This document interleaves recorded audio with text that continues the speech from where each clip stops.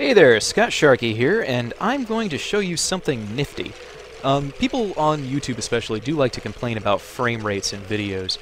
This time I definitely have an excuse. If you can see this kind of mass up here, that's a crapload of skeletons and their little legs and their bows and whatnot, and they're just sort of overlapping. Now, I'll show you how to do this. This is pretty much your shortcut to easy XP, and there are other ways of doing this. If you really want to build a giant monster grinder, that's your prerogative. Honestly, that just bores me to tears. This is a heck of a lot simpler. Now, if you've messed around in 1.9 pre-release 4 at all, you've probably done a little bit of enchanting and also realized that that really hard-won XP doesn't take you as far as you would like. The enchanting process is really random, and honestly, you get crap half the time. So, without actually cheating, this is a pretty good solution.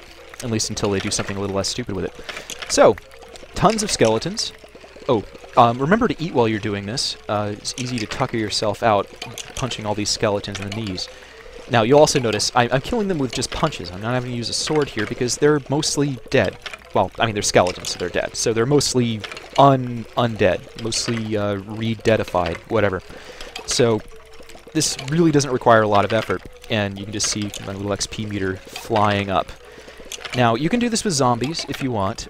Zombies just drop zombie flesh. There's really nothing to recommend that.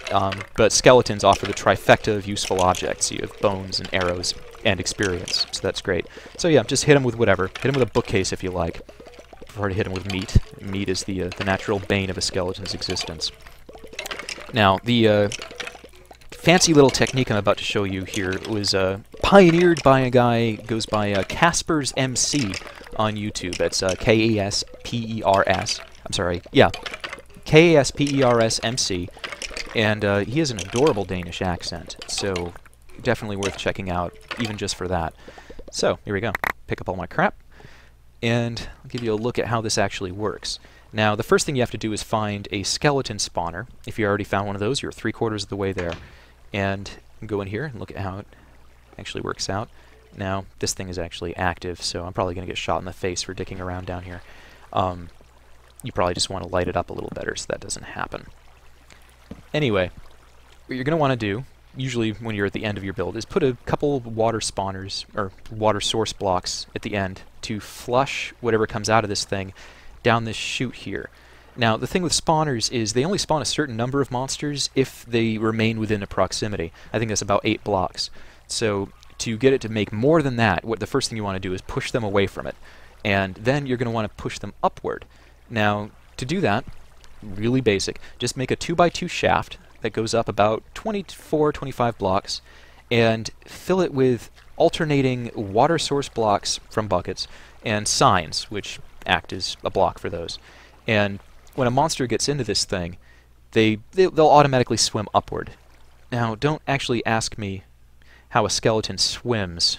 That doesn't make any sense, and honestly, it's far from the least logical thing going on in this game anyway. Don't worry your pretty little head. Now, once you get up here, you have to make a trench that runs about long enough for the water to drop down twice. So this will move it over the roof of your... Oh, damn it! You're still alive, you bastards. Go die. Okay, so it pushes them down here to where I was collecting.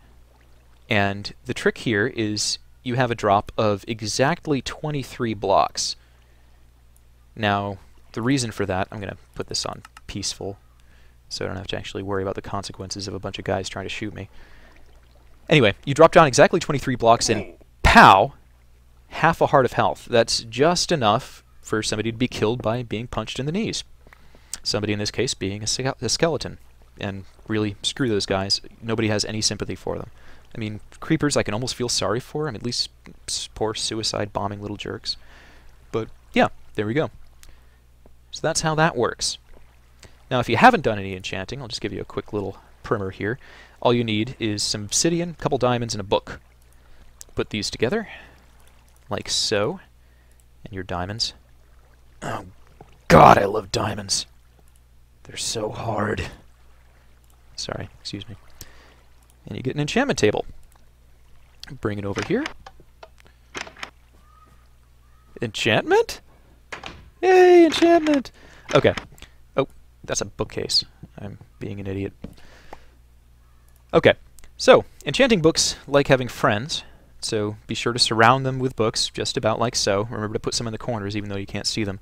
And that'll let you get up to level 50 enchantments. And you can drop whatever you want to put in there. Armor, axes, pickaxes are my favorite go-to here. Now this randomizes every time. These phrases might be consistent. I think it might be dependent on seed, but it's really random. It's like buying stuff from Wirt the Peg-Leg Boy, so just expect to be screwed over fairly regularly. And that's why I don't feel too bad about glitching XP out of a spawner. I mean, it's not really glitching, I guess, but this is pretty unbalanced, and honestly, you get some crap. Oh my god, okay, maybe not crap this time. That is exactly what I was looking for. Fortune means if you break a diamond block or something, it has a chance to drop more than one, which is great. And unbreaking means it breaks a lot slower. So that's actually a really good combination. Most of the time I get stuff like efficiency, so that just makes you mine faster, whatever. It pays your money, it takes your chances. So that actually worked out fairly well. But if it didn't work out, you can always just go back to your spawner over here, and remember to close the door, because really that will have unpleasant consequences, and just leave this thing running. Walk away for an hour or so. You might have noticed if you Alt-Tab out of Minecraft, it pauses, so if you don't want to deal with that, just bring up your inventory. Oh, there's a little guy who looks like me. And then go over and watch YouTube or something. So, have fun.